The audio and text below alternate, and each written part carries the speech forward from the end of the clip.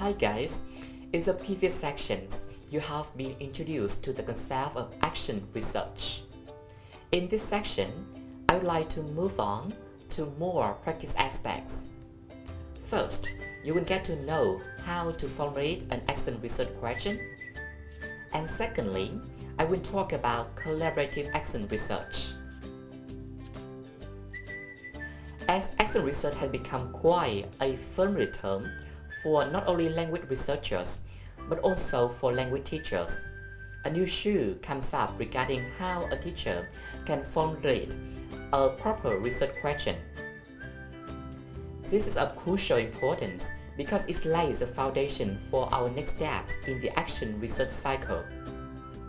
First, please watch the following video to know the characteristic of a good action research questions.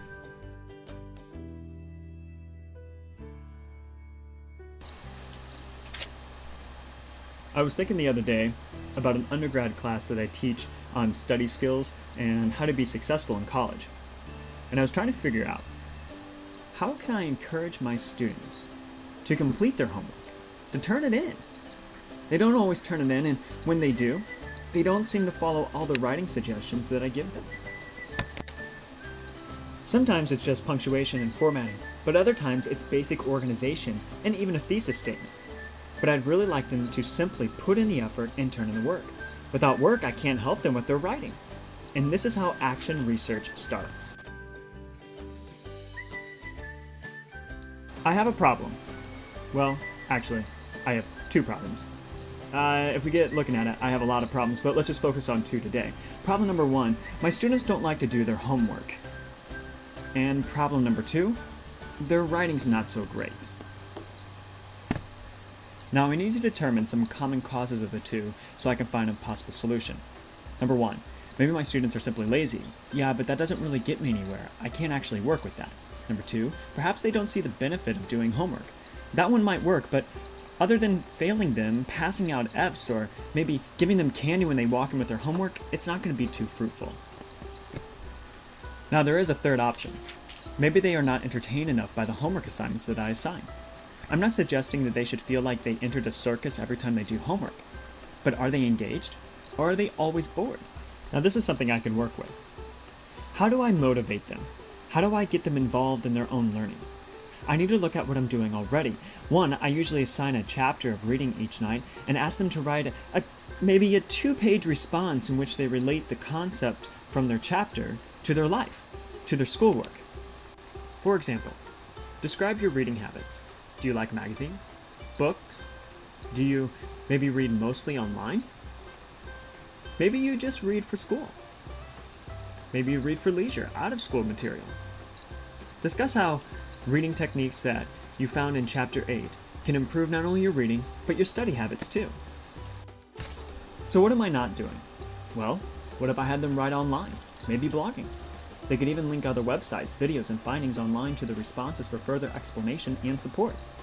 I could cut the writing requirement down by half, having them only write 1 page, and then they could respond to 2 other students' reflections. That would make up for the other page. Sound familiar? And since I teach 2 sections of the course, I could even implement 2 different frequencies of online writing and compare them.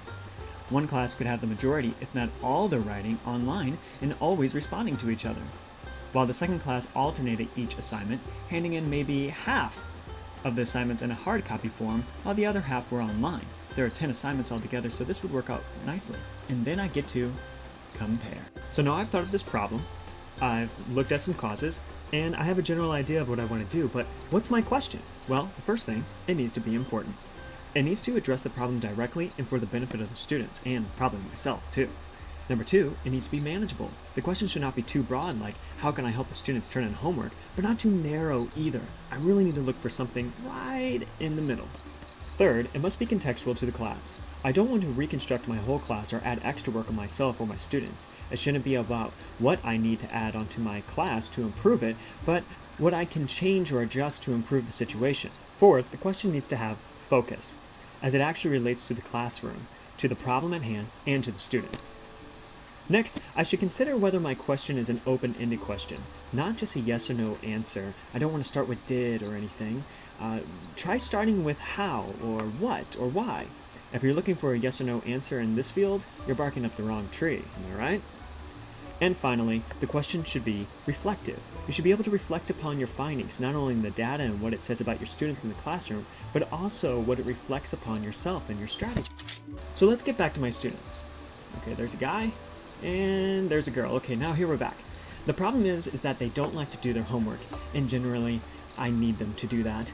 And some causes that I thought of is that they're not engaged, they're bored, and they don't see the benefit.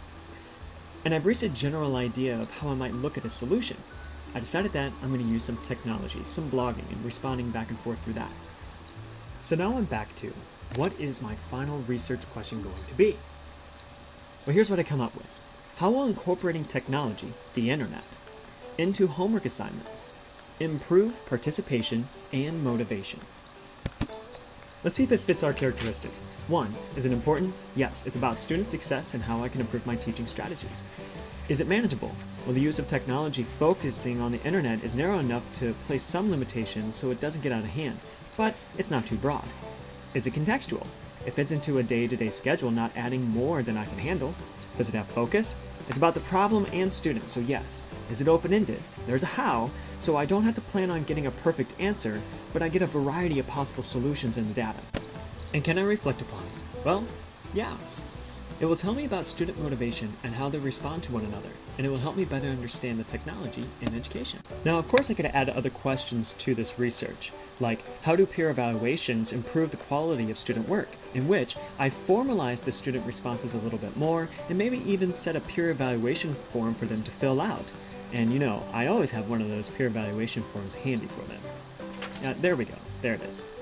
Other questions that I could ask is, what is the relationship between student participation and motivation with multimodal work?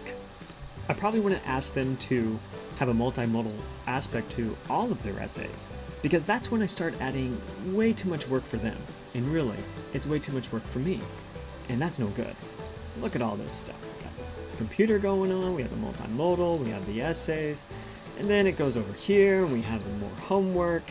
When am I going to grade all of this? And we've talked about this before. This is just driving us insane. Focus on maybe one question, and that's about it. And that's about how you do it. First, look at any problem that you have in the classroom.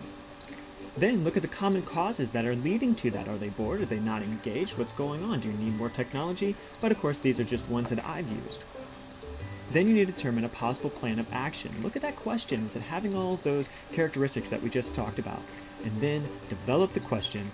And after that, you have the next step, the fun part, doing it. But that's a completely different notebook.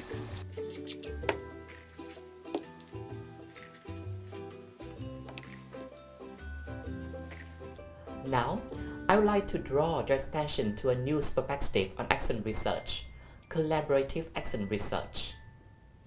Action research has tended to take on an individualistic focus of the teachers investigating teaching and learning in the isolation of their own classroom. However, that view of action research is a counter to its original goals, which were to bring about changes in the social situation as a result of group problem solving and collaboration. This perspective implies that the main purpose of individual classroom investigation is to reinforce the broader goals of the group, as stated by chemist and Mark Taggart in 1988. The approach is only action research when it is collaborative, though it is important to realize that the action research of the group is achieved throughout the critical examining action of individual group members. Thus, the portrayal of an action research in language teaching should be expanded beyond single classroom.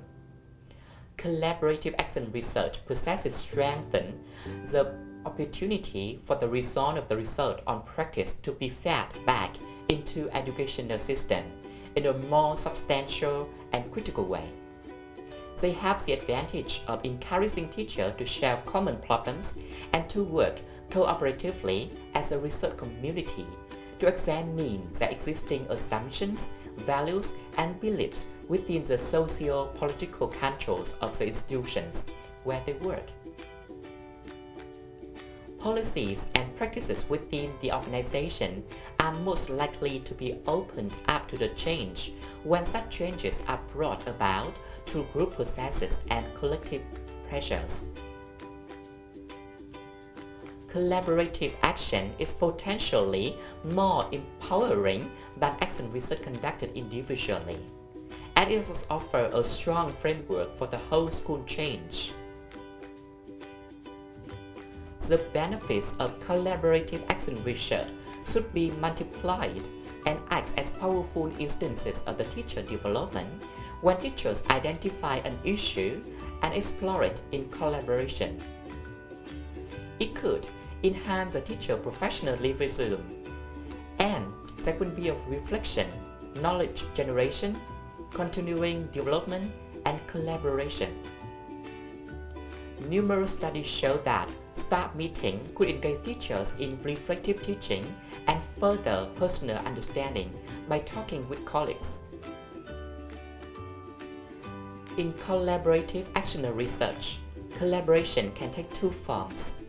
It may occur when teachers work together and when teachers work together with researchers.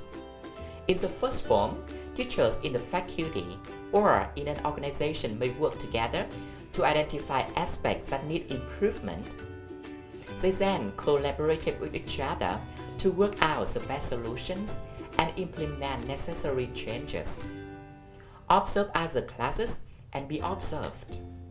Then, they can hold regular meetings to share experience on what works and what fails to succeed. From this, they draw lessons to be better facilitate the teaching and learning processes. The second form of collaborative action research is the collaboration between teachers and researchers. In this way, language researchers may contribute to some or all stages of an action research cycle, such as identify possible solutions to a classroom problem or observing changes in the class. Through this mode of collaboration, collaborative action research aims at narrowing the gap between teachers based in the school and the teachers and the researcher. This pattern of collaboration may not be the result of horizontal democratic undertakings, seeing there could be different aims and gains, especially when one of the teachers acts also as a teacher researcher. However, what is important is that personal interests are acknowledged. We all know that each person, each teacher, and a researcher have their own personal interest. While all are both to grow professionally and generate co-constructed knowledge for and from the classroom, one or more members of a group may attain what seems to be more rewarding achievement. For example, in a collaborative action research, one teacher may aim to earn a master or PhD degree. However, ultimately, collaborative action research will benefit all of us. The aim of collaborative action research surpasses the idea of what we shall call industrialized teacher effectiveness. Industrialized teacher effectiveness may be seen as the ability of foreign language teachers to reproduce approaches concocted elsewhere. The more teachers apply an imposed or advertised approach, the more effective they will be. Instead, we see teacher professionalization as a role of conversion from the context-responsive pedagogies, emerge and redirect classroom to practice and knowledge constructed by teachers. So, we have come to the end of the section. Before finishing, I would like to remind you of the essential characteristic of a research question for an action research. It must be important, manageable, contextual, focused, open-ended, and reflective. I also encourage you to do an action research collaboratively rather than only on your own. By doing this, the changes and innovations that you initiate will have a larger scale impact. That is the end of this video, and goodbye for now.